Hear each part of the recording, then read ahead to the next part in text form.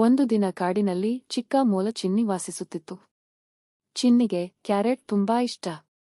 ಒಂದು ದಿನ ಅವಳು ಹಸಿವಿನಿಂದ ಅಡವಿಯುದ್ದಕ್ಕೂ ಕ್ಯಾರೆಟ್ ಹುಡುಕಿದಳು. ಎಲ್ಲಿಯೂ ಸಿಗಲಿಲ್ಲ. ಕೊನೆಗೆ ಒಂದು ದೊಡ್ಡ ಮರದ ಕೆಳಗೆ ಹೊಳೆಯುವ ಕ್ಯಾರೆಟ್ ಒಂದು ಕಂಡಿತು. ಅದರ ಪಕ್ಕದಲ್ಲಿ ಒಂದು ಫಲಕ ಇತ್ತು.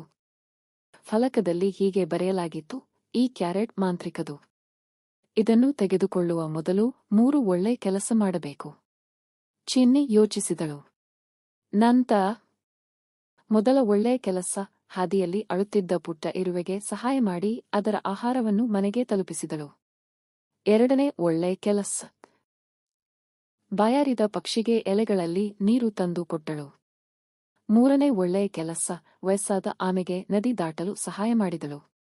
3 ಕೆಲಸ ಮುಗಿದ ತಕ್ಷಣ ಆ ಕ್ಯಾರೆಟ್ ಇನ್ನೂ ದೊಡ್ಡದಾಗಿ ಇನ್ನೂ ಸಿಹಿಯಾಗಿ ಹೊಳೆಯಿತು. ಚಿನ್ನಿ ಅದನ್ನು ಕಿತ್ತು ತಿಂದಳು.